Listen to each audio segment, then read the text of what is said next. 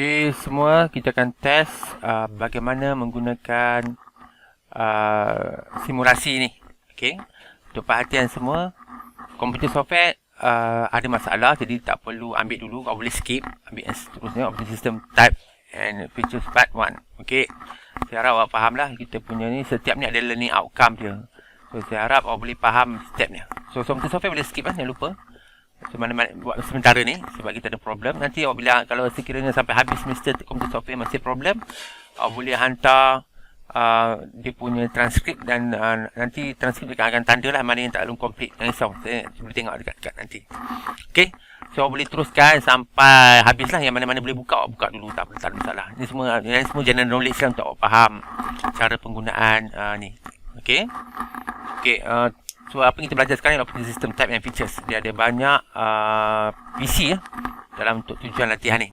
So boleh baca lah semua-semua yang dalam ni, apa dia punya learning outcome, macam mana nak guna dan sebagainya. Saya harap awak tengok lah. Kalau tak tengok nanti masalah. Okey, kalau awak dah okey semua, dah kenal semua dia punya apa ni, dia punya exercise. Okey, exercise dia ada tujuan-tujuan lah. Macam exercise 1 tujuannya untuk kita kenal perbezaan ataupun perbandingan lah. Yang exercise 2 pula untuk kita kenal perbandingan 32 64 bit. Okey, sistem ada 2. Okey, workstation, kemudian ada cellphone, tablet system, kemudian ada vendor spesifik dan limitation. Kemudian itu masih biasalah ada beta, alpha dan sebagainya. Kemudian compatibility concern between operating system. Operating system ni ada masalah, kita kena update driver dan sebagainya, kita kena consider dia punya compatibility lah, sebab kadang-kadang dia tak support. Kemudian biasalah setting biasa, time and language, user account, perform system configuration. Semua akan kita buat lah. Okay, dalam ni kita ada 5 PC. So PC yang awak kena tahulah control, macam mana nak control. Okay, itu yang paling penting. So kita nak tutup nota, kita tekan ni, nota akan tutup. Okay, kalau kita nak buka nota, just tekan tadi garisan 3 tadi. Okay, dan ini kita boleh onkan semua lah, boleh onkan satu-satu. Tapi paling baik ikut exercise lah supaya tak beban sangat. Sebab kita akan gunakan simulasi okay, yang terdapat di kita ada 5 OS, masuk OS daripada Linux. Semua yang lain tak ada Mac lah. Mac tak dapat. Mac kita tak dapat nak buat simulasi buat sementara ni. Okay, so nanti kalau sekiranya pihak ni akan perbaharui untuk Mac, kita akan tengok Mac pula. Tapi Mac setakat ni belum ada sebab Mac tak bagi, dia tak benarkan. Okay, ini adalah butang start untuk kalau katakan awak saya nak masuk ke command prompt. Untuk Windows 10 punya situasi semua tak sama, cuma basic ni sama je lah. Kita tekan butang butang yang simbol kantar ni dan type CMD sahaja.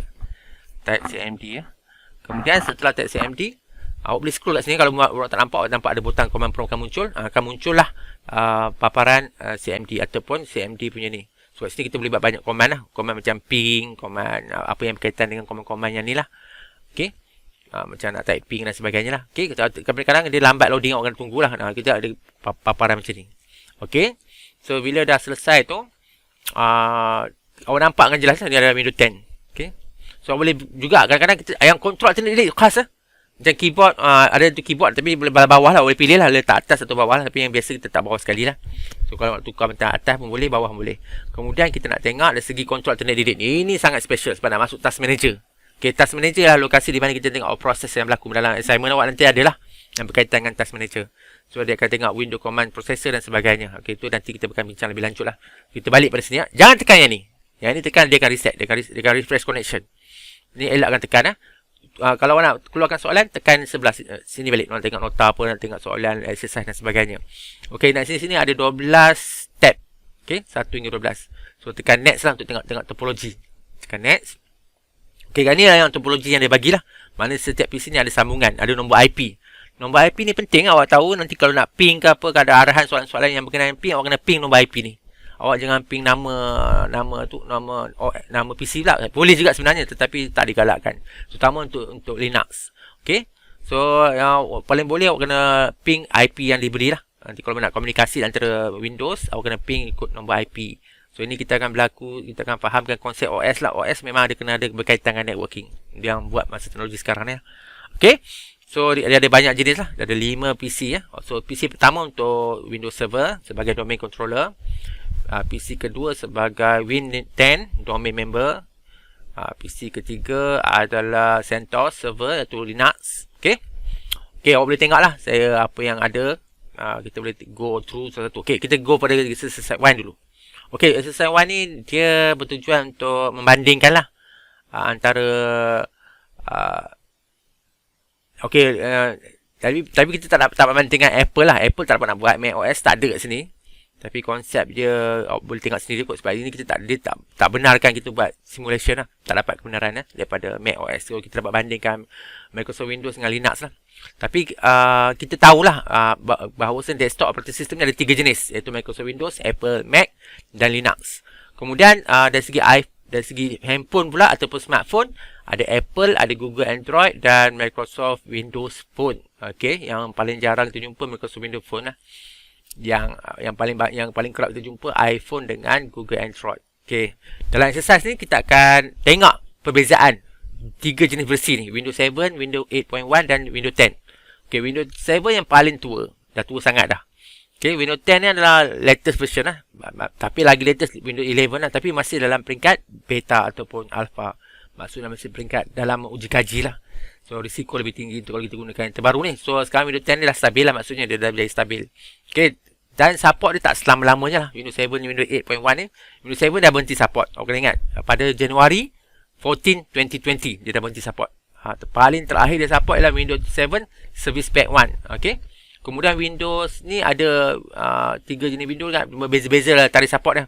So warning lah, Windows 8.1 sesiapa yang masih guna dia support sehingga Januari 10, 2023. Kemudian Windows 7, Windows 10 sehingga 2025. Okey. Okey, ni adalah dia punya device kita yang ada lah. Kita ada 5 device. Okey, kena ingat lah. Ini semua kita akan try lah semua ni untuk awak fahamkan konsep 5 device ni, untuk kita fahamkan konsep macam mana nak gunakan operating system ni. Okey. So dia ada beza dari segi interface lah. Awak kena tahu lah, kadang-kadang mungkin customer suka pakai Windows 7 lagi, ataupun mungkin ada customer yang awak akan kerja nanti, ada syarikat yang masih kekalkan Windows 7 walaupun tanpa support, walaupun tanpa update. Okey, maknanya bila dah nanti support, bukan benda tu tak boleh pakai, still boleh pakai, cuma tak ada update lah, tak ada kemaskinan. Mana security dia takkan bantulah. Mana tak ada jaminan, tak ada warranty. So maknanya kita dah tahu kan 1 Januari pada 14 tu dah lepas. Okey, yang ni boleh lepas lagi, dia ni 10 Januari 2023 masih support sehingga tarikh ni. Mana sesiapa yang beli license dengan Windows 8.1, dia akan support kita dengan update sehingga 2023. Okey. Okey, Windows 10 sehingga 2025. Okey, so dah ada lah dia punya cerita dan teori dia apa kesan-kesan ni lah. Okey. So kita akan start dengan Windows 7. Okey, Windows 7 kita boleh klik kat sini. PIB Win 701. Maknanya kita bila klik kat sini dia akan pergi pada power on. Okey, ataupun kita boleh terus ke power on kat sini. Sama je. Okey, tu cara dia. Kena ikut nama nama ni kena ikut. Okey, power on. So saya buat power on ya. Saya klik akan klik power on. Okey.